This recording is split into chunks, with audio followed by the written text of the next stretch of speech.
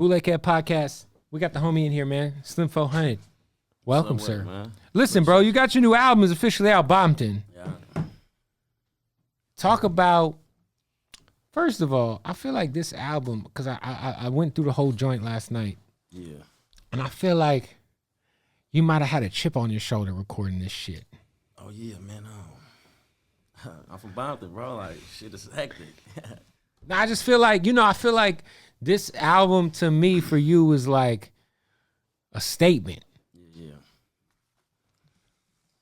Was it that? Yeah, bro. I feel like, man, you got to make your point. You know what I'm saying? And a nigga real Bompton native. You know what I'm saying? I really do this shit for my city. You know what I'm saying? And my culture. So I had to just let people know, man, like a nigga really come from Spruce Street. You know what I'm saying? The block. You know what I'm saying? And along with a couple other people, you feel me? But it's different from me because I really was around that motherfucker running around doing some shit, unnecessary things. Right.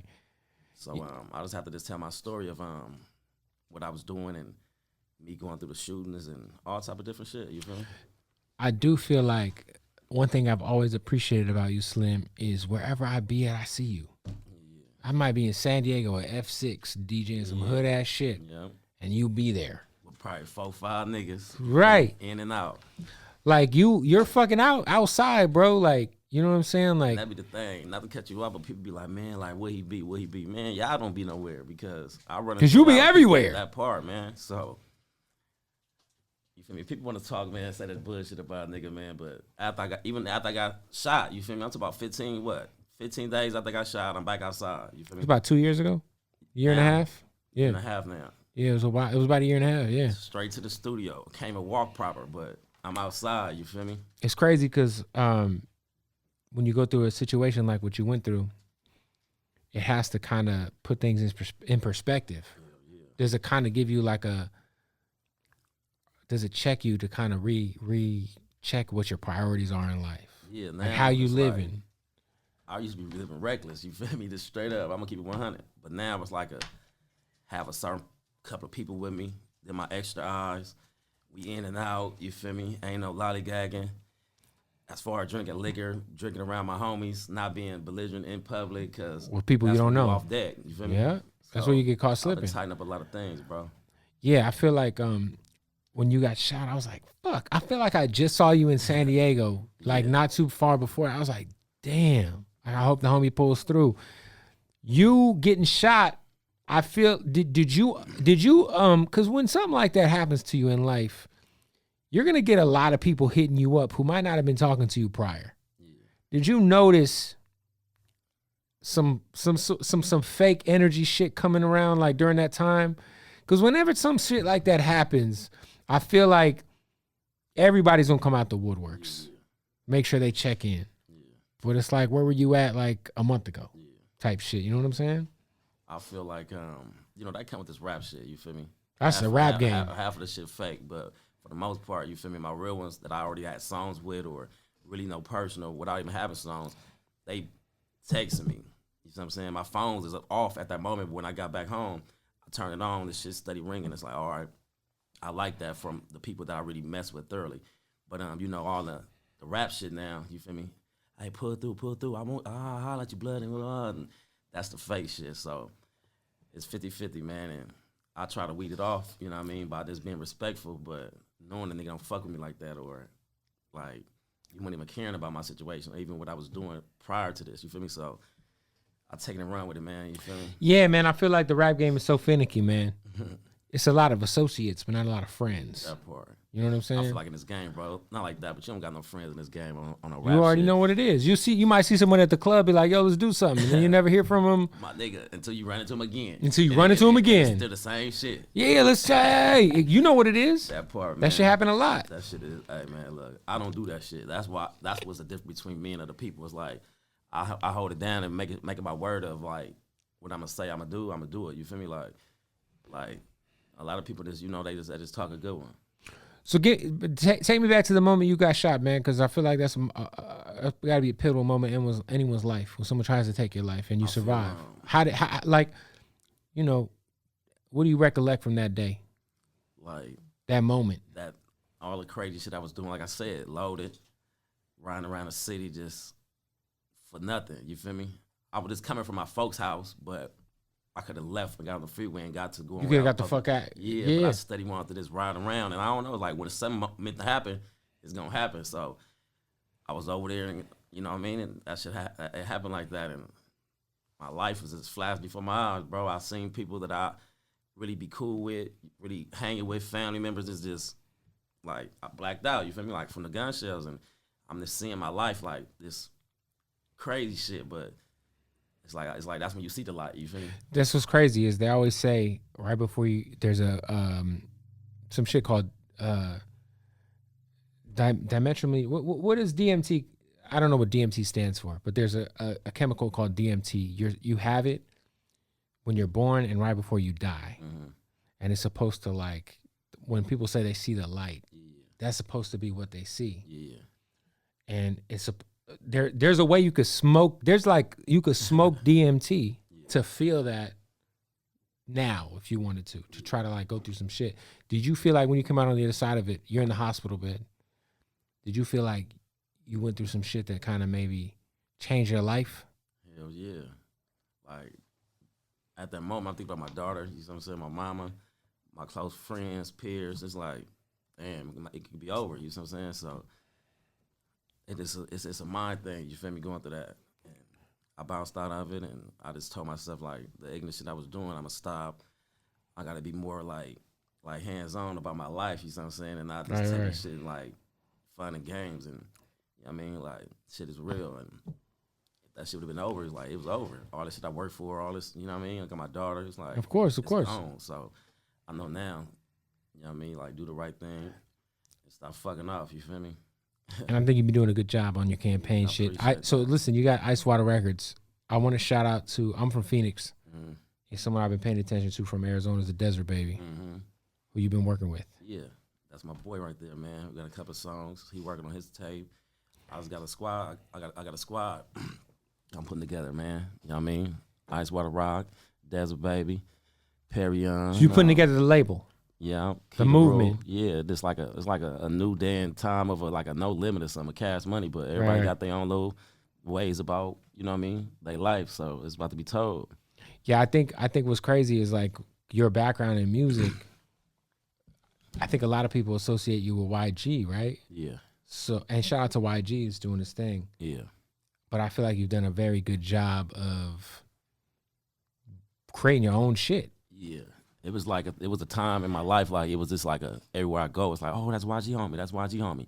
So not to be offensive or nothing, so I took it upon myself to separate it to where they know Slim 400. You know what I mean? Like, that's my boy. Of course. You know what I'm saying? Like, that's life. We from the hood. Yeah, it's crazy because like I remember meeting you originally with YG over and over the years. Yeah. And you know, him and B More and just the whole crew, like, and you've done a very good job of just kind of like, I don't even, when I think of Slim 400, I used to always be like, oh, that's why, you know, YG's boy. I think of you as your own entity now. Yeah, I had to just put in that work, you feel me? From the certain songs I'm getting with people, you know what I mean? Like G-Eazy looking out for me, you know what I mean? Right. Like Schoolboy Q doing certain shit for a nigga. It's just certain shit on them levels. It automatically showed the fans like, okay, he is a stand-up guy by himself, you feel me? You can't just put a nigga in a box. Is your relationship with YG solid? Yeah, we good. Yeah. Like, that's my bro, you see what I'm saying? He's been through a lot. And he's been through so many eras of his career. Yeah, ups and downs and shit, you feel me? Ups and downs, new management, all kinds of shit going on. Yeah, I think, you know, being as I always looked at YG, Mustard, and Ty as like our generation Snoop and Dre. Yeah. Right? The big bros of this shit. Yeah. And it was crazy because I remember meeting YG in 2009 or 10 when Tuda and Buddha came out. Yeah. Him, Ty, and Bobby Brackens. Oh, yeah. You remember that tour? Yeah. It was the Young and X-Rated or Young, I don't know. They was on tour. Yeah. And Bobby Brackens was the biggest artist on the tour. Yeah. How crazy is that? That's wild. It's like that was really the homie. Like no, and cool, shout out Bobby. He's a great dude. Cool He's dude. fucking. I love that dude. But like, it's crazy that was fucking 11 years ago. Yeah. And he was the biggest artist on the tour. Ty was a nobody. Yeah. I didn't even realize he was the dude on the Tooted and Booted fucking record. Yeah. And YG's a kid. Yeah. You know what I'm saying? what did you learn from being around? Just because I do feel like we've literally witnessed an entire generation of West Coast music progress through our eyes that you've been a part of. Yeah. What did you learn from being a witness to that? Because that's history, bro. Yeah. I feel like they taught me how to perfect my craft, bro. Just watching them in a sense of, making beats. You know what I'm saying? Ty make beats, Mustard make beats. So I'm just sitting there watching them, how they put together certain shit and making a real song, you know what I'm saying? Or they change up the whole verse, you know what I'm saying? Or that's just sound tight, but we got to change this line. They perfect their shit to the point where it ain't just I'm done with it. You feel me? Nigga might come back tomorrow and do some other shit. You feel me? So looking at them work, the way they work is just like tightening me up. Like, all right, I work a different way, bro, but it made me a better worker when I looked at them. Make you like more attentive to detail and shit. Real shit. I feel like a lot of people, they'll do a record and they'll end it. They're like, all right, cool. We're on to the next one. Nigga might go back in there and make a sound on the beat. You feel Add me? some fucking strings. That type of shit. Some so shit like they that. go farther than what a normal rapper would go. You feel me? So I tend to go hard. You see what I'm saying? This album, Bompton, that's officially out right now. Yeah. Talk about what this album means to you and what it means to your career, man. Like, this is my life, bro. I feel like this kind of my best tape as of so far. And so we're considering this a mixtape.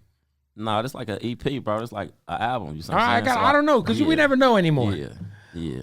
Nah, when it's a mixtape, you're gonna know the mixtape. I'm going back to the OG beats and shit. Yeah, okay. Right now, this is a real tape, you know what I'm saying? And I was just telling my story on, like I said, growing up on Spruce, being in Compton, riding around the city, like all type of shit, you feel me? Yo, interrupting your podcast experience to tell you about our sponsor, Odd Socks. By the way, man, can we just talk about how amazing Odd Socks is as a company? Not only do they give you the most comfortable socks in the world, they also have, like, they got Ric Flair socks. They got fucking SpongeBob socks for the children. If you're into Oreos, shout out to all the fat fucks out there. They got Oreo socks. They got Pepsi socks. These are probably my favorites, the Scarfaces. Listen, they got all kinds of shit going on at Odd Socks. Not to mention, they just launched underwear. They got slippers. They got masks. And on the most comfortable socks in the world, you got to get the Odd Socks basics. And thank me later. Go to oddsocks.com. It's actually not even oddsocks.com. I should know it by now. Fuck. It's oddsocksofficial.com. Oddsocksofficial.com. Oddsocksofficial.com. Keyword bootleg Kev. And you'll save 20% off your final order. Oddsocksofficial.com. Keyword bootleg Kev. Go to oddsocksofficial.com and spend some fucking money and support the podcast. They're good people. When you think of people who come to LA to visit and how Compton has become like a thing worldwide. You know what I'm saying? I feel like in LA, like South Central Compton, but Compton is like, it's like an iconic hood in the entire world. Everybody got to come. You got to just... You could go buy a Compton... visit. Bro, you could buy a Compton hat in Australia. Yeah. You know what I'm saying? Like, is that something that... Do you consider that to be a gift or a curse? Because, people might not understand what that means. What all comes with that? Yeah, it's a curse, and a gift at the same time, because Compton is so wild, you feel me? And haters, and the politics, the gang violence, shit like that. So you can get caught up in that, you feel me saying? And you can go to jail, you can be dead, you feel me? You see, nigga got shot. It's a lot of shit come with it, but the name is itself, Compton, the city, from Eazy-E and them and all that type of shit. Of course, man. Fucking like, straight out of Compton, man. I love it. I got to see it. So it's a good thing. It's a bad thing, bro. Let me ask you something. When you watch something like the NWA movie, right? And that's like a movie that's like really based around your area. Yeah. And again, it's being consumed on a very large scale. Yeah. There's white kids in England watching Straight Outta Compton. Yeah, real shit. Like, you feel good at, like, you know what? Like, look, let's be honest. Compton's the most famous area in LA. Yeah. Outside of Hollywood, it's people come to LA, and if they're like, yo, I want to go to Compton, you know what that means, right? But you got some people that come to Los Angeles, and this, depending on who they are, they feel like they is in Compton because they, I don't know, you be in Hollywood. So some people don't want to go to the hood. Well, that's what I wanted to get to you about. There, you know, everybody comes to LA. Yeah. They go to Hollywood. They come to the Valley. That's all they do. Yeah. They go to LAX to Hollywood. They do the little West Hollywood shit. They do Melrose, all that. They get back on the freeway. They get back on that 405. They go back to LAX to go home. I feel like they experienced something. I ain't seen nothing. But they ain't seen nothing. So let's talk about okay, obviously for anybody watching this way from LA, the Valley is not LA. Hell no. If you're from San Fernando, if you're from Encino, North Hollywood, God bless you. That's not LA. Yeah. Hollywood is not LA. What is real LA? Like you gotta say like South Central. You know what I'm saying? Like all up and down shit. Maine and Broadway. You know what I'm saying? Yeah, I feel like there's just this big disconnect from people who come and visit and be like, yeah, I was in LA. But were you? Or were you at like Toca Madera in West Hollywood? Like, it's not the same thing. They just say that shit just to be saying. The most LA you were at was when you landed at LAX. The suburb part of it. You feel me? It's crazy, right? But nah, niggas in the straight hood, bro. They know what's happening. Who do you consider real friends in this rap game? Because there's a lot of people we talked to earlier. There's a lot of associates. There's a lot of people you see at the club. You might see at Playhouse, whatever. But who's like some real homies in the rap game for Slim 400? In my, I feel like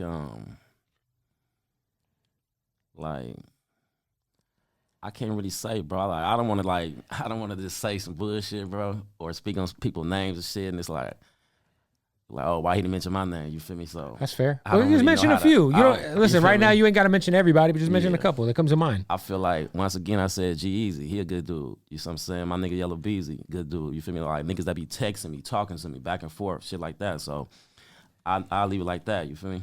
It's crazy because you said G-Eazy. Yeah. And G-Eazy, a lot of people might not think that of him to be just on some humble shit. Hey, first of all, that's my dog. I love that guy. Yeah.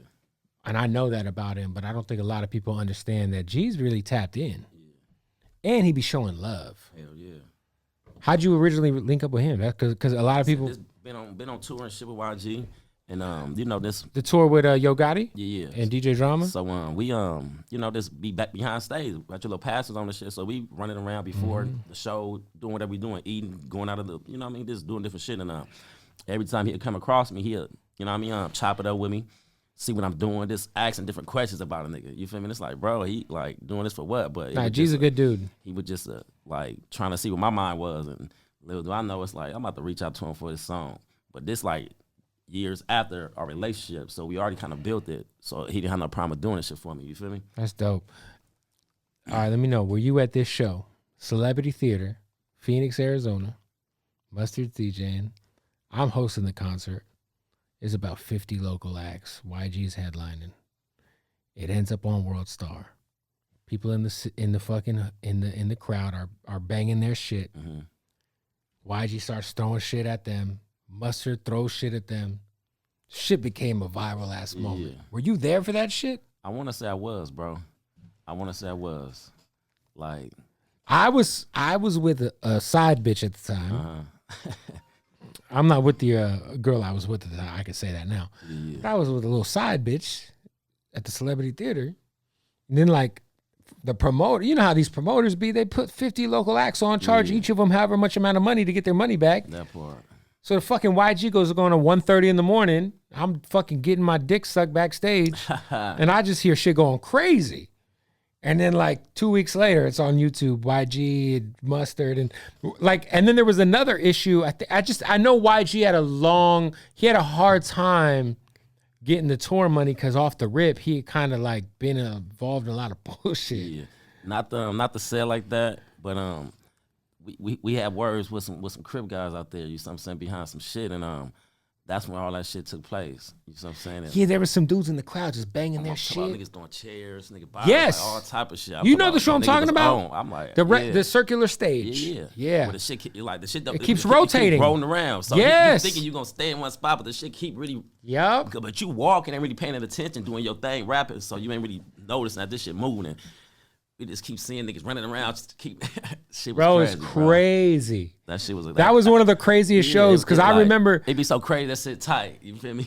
I remember seeing Mustard take the laptop stand and chuck it at these fools, and I know that laptop stand weighed about 30 pounds. Hell yeah, that little solid. And I was like, oh shit, what the fuck just happened over here? He won up that day. Straight up. It's crazy because I feel like you were fully a part of the. I remember I always used to tell YG. I used to tell B More this all the time. Like, you know, shout out to YG. But man, early on in his career, the first 4 or 5 years, he had a real bad stigma attached to him because of shit like that at shows. What was like the craziest situation out of town y'all ever been a part of? Whether it was some crazy shit, some fights, some whatever the fuck. Yeah, like niggas be saying shit all the time, bro. And I feel like we was in I want to say we was in Miami doing a show and shit, and some other people got in the fight, and we kind of in the mix of them, but niggas get to shooting and shit too. So it's like niggas fighting, throwing chairs, and now you hitting bullet shields and shit. So I'm trying to look for the team, make sure we all straight, but it's like you gotta pay attention to it, man. You feel what I'm saying? Shit'll pop off any given moment when you ain't even involved in the shit, but kind of in the mix. Yeah. You know what I thought was dope that happened recently was on Clubhouse, Bad Luck squashed his shit with Mustard on Clubhouse. Mm-hmm. And I remember being at South by Southwest in 2000 and it was either 13 or 14. And I don't know what happened, but I know some shit happened. But it felt like YG had a lot of tension with, it was with Problem. Do you remember being around that era? Yeah. You know, like, nigga was, you know, basically it was the Bonta thing, Compton thing, you know what I'm saying? And niggas had words, you know what I'm saying? And it went farther than what it supposed to have been, but, you know, people be slick talking, you know what I mean? But niggas over that shit now. But I feel like that was like a perfect example of how LA street politics led into the music shit. Yeah. And it's like, yo, if we really think about back then how fire would have been to see Problem and YG work together, do a whole fucking album together. Like Problem had it. Yeah. Like both of them had some, like they had it. You know what I'm saying? Yeah. That era was so legendary in LA history. Like Problem had Welcome to Mollywood. Yeah. YG had Just Read Up. Like it was a whole movement, and both of them from the same city. And it was some LA politics shit. Sometimes gets in the way of some historical shit. Yeah. Do you feel like with LA, the politics sometimes, because, you know, I just had this conversation with Big U and Wack. And we're talking about how sometimes the LA politics have gotten in the way of some real historical shit happening in hip hop. Yeah, money and all that type of shit, you feel me? Yeah, because it might not be rapper A and rapper B having a real problem with each other. It's not about that. It's about the politics that float around them and above them. You know what I'm saying? Is certain people, other, like, me being an artist, I hang with a certain crew. This artist hang with a certain crew. You know what I'm saying? So it's like they be having inner beef, so it's looking like it's a artist thing, but it be really the friends and it ain't even about like you might even have a fucking problem with the guy. Yeah. But it's like, hey, I might be from here and you might be from here, but so because of that, like this and this don't mesh.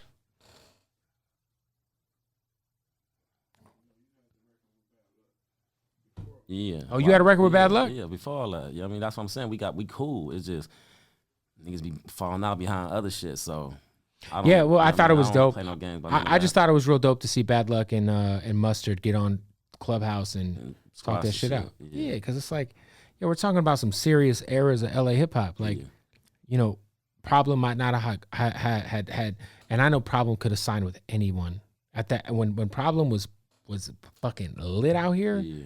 Everyone offered him a deal. But like to think he had that whole like side of LA hip hop, and then YG, I mean YG we're talking about now, he's one of the, I look at YG like our modern day Snoop. Yeah. You know what I'm saying? If Kendrick is Dre, YG is Snoop. Yeah. You know what I'm saying? So I just think that I always thought that was like and what's cool about that though too is I don't feel like it ever really kind of bled through the music too much. Yeah. Kind of stay behind the scenes. It was minor shit that was said and spoke on here and there, and certain little diss songs, and you know what I mean, minor shit. But yeah, for the most part, it didn't get too out of hand. So the new album Bompton is out. This is you've been staying independent. Shout out to Empire. Yeah. Why stay independent? Why? I mean, and mind you, you got Ice Water Records. So kind of give me the rundown of what's going on moving forward. The album is out.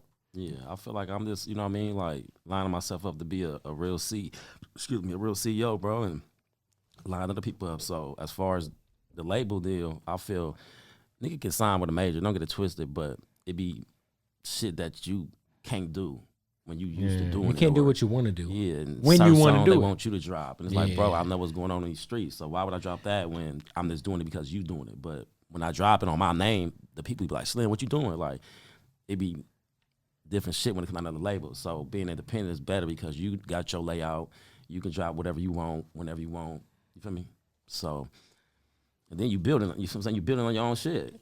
Now, looking back years, you know what I'm saying? It's like, damn, like I went from here to nothing. I mean, I went from nothing to something. You know what I'm saying? Like that's what I was telling you, bro. I feel like I went from like always thinking of you and YG together to just thinking of you guys as two separate entities. Yeah. You did a great job of carving your own shit, bro. Yeah. I know it's hard to do, so. Man, tell me about it. Well, you know, just stay true to yourself and your craft. You feel me? You're gonna get there for sure, for sure. Well, go support the new album, Bompton. Yeah. Ice Water Records. Yeah. Is there gonna be anything coming out from the label soon? Any artists? Anybody who's dropping? I got my peoples coming in. About like probably another month and a half or something. I'll probably drop the Ice Water Army tape. So it's gonna be like a compilation. Compilation with all of us. You know what I'm saying? So Desert Baby, Ice Water. So Desert Baby is officially Ice Water Records. Yeah, he with me. Arizona. Let's go. Yeah, he with me. Hey, listen, he from AZ. He got my support. That part, I got the Cardinals hat on. You know what I'm saying? Yeah, I feel it. I see it. You know what I'm saying? That's my city, man. So let's go. Yo, Slim 400, Bompton, the album is out. Bootleg Kept podcast. Let's go.